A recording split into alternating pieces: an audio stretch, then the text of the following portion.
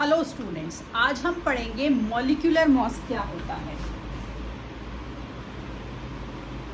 Molecular moss, देखिए हमने ना ये पढ़ चुके हैं कि मॉलिक्यूल क्या होते हैं। मॉलिक्यूल जब हमारे दो या दो से ज़्यादा एटम जो हैं केमिकली कंबाइन होकर इलेक्ट्रिकली न्यूट्रल हो जाते हैं, उसे हम मॉलिक्यूल बोलते हैं। अब जब हम इसके मास को रिलेट करते हैं कार्बन 12 एटम के मास से, तो वो हमारा हो जाता है मॉलिक्यूलर मॉस।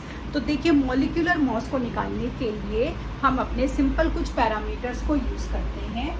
मॉलिक्यूलर मॉस के लिए क्या करते हैं, देखिए अब जैसे मेरा एक कंपाउंड है H2O। अब जो हाइड्रोजन है हमारा, उसका जो एटॉमिक मास होता है वो होता है 1, और हमारा जो ऑक्सीजन है उसका एटॉमिक मास होता है हमारा 16। ये सब कार्बन 12 के एटम के उससे हमारे रिलेट किए गए हैं। तो हाइड्रोजन का एटॉमिक मास आपका होता है 1, और ऑक्सीजन का एटॉमिक मास आपका होता है 16। इसके पीछे इस तरह से U यूनिट के लिए लगाते हैं। तो हाइड्रोजन के कितने हमारे एटम्स लिए गए हैं, ये हैं 2, तो 1 × 2। ऑक्सीजन के 16, तो 2 + 16 18। U जो है हमारा क्या हो गया, हाइड्रोजन का H2O हमारे वाटर का मॉलिक्यूलर मॉस हो गया। तो ना जब हमने पिछली क्लासेस में लॉ ऑफ कंजर्वेशन ऑफ मास की, लॉ ऑफ कांस्टेंट प्रोपोर्शन किया, अब हमने मॉलिक्यूलर मॉस किया, फिर अभी हमने कंपाउंड किया।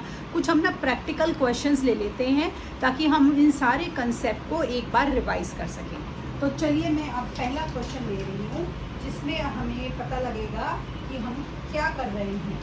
तो देखिए, एक हमारा क्वेश्चन है कि अगर मैंने 100 ग्राम ऑफ प्योर वाटर, हम ग्राम में इसलिए ले रहे हैं क्योंकि ताकि हम उसको मॉलिक्यूलर मॉस में आसानी से वो कर सकें। If 100 gram of pure water taken from different sources is decomposed by passing electricity, 11 gram of hydrogen and 89 grams of oxygen are always obtained. याद रखिए, 11 gram of hydrogen and 89 grams of हमारी oxygen are always obtained. अब बताइए कि कौन सा law of, हमने इसमें कौन सा लॉ यूज़ किया है। तो ये क्या है हमारा, 11 gram of hydrogen is to 89 gram of oxygen. तो ये हमारा हो गया लॉ ऑफ कांस्टेंट प्रोपोर्शन, क्योंकि लॉ हमेशा हमारा ये क्या बता रहा है, इन दोनों का रेशो हमारा क्या रहेगा, हमेशा कांस्टेंट रहेगा। 11:89, दैट इज़ 1:8। अब अगला, if 100 gram of calcium carbonate तो are decomposed completely, then 56 gram of calcium oxide and 44 grams of carbon dioxide are obtained. Which law of chemical combination is illustrated by this statement? अब ये कौन सा हो गया, हमने ये किया था कि जो हमारा मास है, mass of reactant is always equal to mass of product. तो ये हमारा हो गया law of conservation of mass. ठीक, अब हमारे एक और क्वेश्चंस हैं। अच्छा, एक बात बताइए मुझे, मैं एक सिंपल सी, जब हम इतनी सारी चीज़ें कर रहे हैं, तो एक क्वेश्चन है कि ये मेरा है 2n और ये है मेरा n2। अब बताइए इन दोनों के बीच में अंतर क्या है, 2n और n2, दोनों में n है। तो देखिए ये क्या बताता है, ये बताता है 2 मॉलिक्यूल्स ऑफ नाइट्रोजन, ये बताता है। और ये क्या बताता है, 2 एटम्स ऑफ नाइट्रोजन, ये बताता है। तो अब मैं आपको एक और बात बताती हूँ, जब आप कोई भी सिंबल लिख रहे हैं, उसके नीचे कुछ लिख रहे हैं, उसके आगे कुछ लिख रहे हैं, तो जो ये नीचे लिखा होता है इसे हम सबस्क्रिप्ट बोलते हैं, ठीक। और जो उसके आगे लिखा होता है इसे हम मॉलिक्यूल बोलते हैं।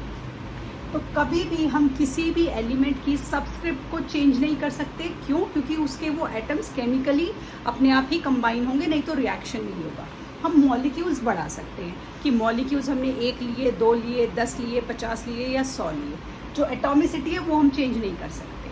तो इस तरीके से आपको ध्यान रखना है कि जो नीचे लिखे होते हैं इन्हें सबस्क्रिप्ट बोलते हैं, दैट रिप्रेजेंट्स एटम्स, और जो आगे लिखे होते हैं उन्हें हम मॉलिक्यूल्स बोलते हैं। ठीक है, अब हमने ना मॉलिक्यूलर मॉस किया था, तो अब हम मॉलिक्यूलर मॉस के कुछ न्यूमेरिकल्स करेंगे कि ताकि आपको वो निकालने आ जाए, कि बहुत ही आसान और सिंपल होते हैं और आपको स्कोरिंग भी होते हैं, आ ही जाते हैं 2-4।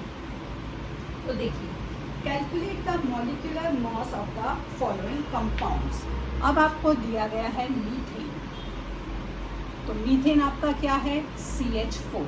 ठीक है, अब कार्बन का एटॉमिक मास हमारा कितना होता है। अब ये चीज़ें जो होती है, बच्चे पूछते हैं कि मैम ये पेपर में आते हैं या नहीं। देखिए, नॉर्मली ये पेपर में दे दिए जाते हैं, 9th क्लास है, लेकिन कई बार ना नहीं भी देते हैं। तो कुछ मेन आप याद कर लीजिए, सारे याद करने की ज़रूरत नहीं है, कुछ मेन जैसे कार्बन है, ऑक्सीजन है, क्लोरीन है, हाइड्रोजन है, जब हम क्वेश्चन प्रैक्टिस करते हैं तो याद भी हो जाता है। तो कार्बन का हमारा होता है 12 यूनिट्स, ये एटॉमिक मास है हमारा, और हमारा चाहिए हाइड्रोजन, और हाइड्रोजन का एटॉमिक मास हमारा होता है 1 यूनिट। तो देखिए CH4, तो 12 प्लस हाइड्रोजन का 1 × 4, 12 + 4, ये हो गया 16 यूनिट्स। ठीक है, इस तरीके से हमने मीथेन का कर लिया। अब हमारा अगला है इथेन। इथेन आपका क्या हुआ, 2 को बढ़ा दिए, C2H4, तो C2 12 × 2 + 1 × 4, 12 × 2 = 24, 4 28 यूनिट्स। ठीक, तो इथेन हो गया आपका। अब है मेथेनॉल। मेथेनॉल, ठीक है, मेथेनॉल जो है हमारा CH3OH, CH3OH। तो बताइए C कितना है, 12, हाइड्रोजन का 1 × 3, ऑक्सीजन का एटॉमिक मास 16 यूनिट, और हाइड्रोजन का 1, तो ये हो गया 12, 3 × 3, 16 + 1, तो ये कितना हो गया हमारा 32 यूनिट्स। इस तरीके से हम अपने एलिमेंट्स के एटॉमिक मास निकाल लेते हैं, या मॉलिक्यूलर मास जो है हम अपने निकाल लेते हैं। एटॉमिक मास तो सॉरी ये गिवन है, हमने ये मॉलिक्यूलर मास निकाला। ठीक है, आइए देख तो और एग्जांपल लेते हैं, आपको फिर ये कंसेप्ट बिल्कुल क्लियर हो जाएगा, फिर हम आयंस के बारे में पढ़ेंगे। अब हमारा है molecular mass of nitric acid. Nitric acid, ठीक है, नाइट्रिक एसिड का हमारा केमिकल फॉर्मूला है HNO3।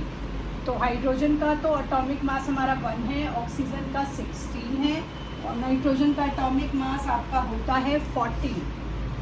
ठीक है, अब करें इसको, H है 1, नाइट्रोजन का 14, 16 × 3, तो 15, 16 3 = 48, 63 यूनिट्स।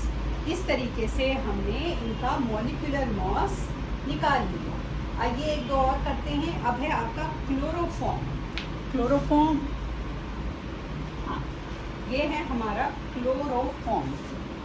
क्लोरोफॉर्म, तो क्लोरोफॉर्म का केमिकल फॉर्मूला आपका क्या होता है, CHCl3, CHCl3, C। अब पहले Cl, क्लोरीन। क्लोरीन का एटॉमिक मास आप देखिए, अच्छा है, एक क्वेश्चन आ गया इसमें, देखिए। अब एक बात आ जाती है कि एटॉमिक मास जो है आपका डेसिमल में दिया गया है। क्लोरीन जो है हमारा 2 तरह के उसमें एग्जिस्ट करता है, तो उनका एवरेज करते हैं, तो ये इसीलिए हमारा पॉइंट में आ जाता है। 2 फॉर्म्स में हमारा ये एग्जिस्ट करता है नेचर में, इसीलिए इसका डेसिमल उसमें आता है एटॉमिक मास। तो C का हमारा कितना है, कार्बन। कार्बन का आपका होता है 12, तो 12 प्लस हाइड्रोजन का 1, Cl3, 35.5 × 3, ये ऐड होके 13, मल्टीप्लाई करें,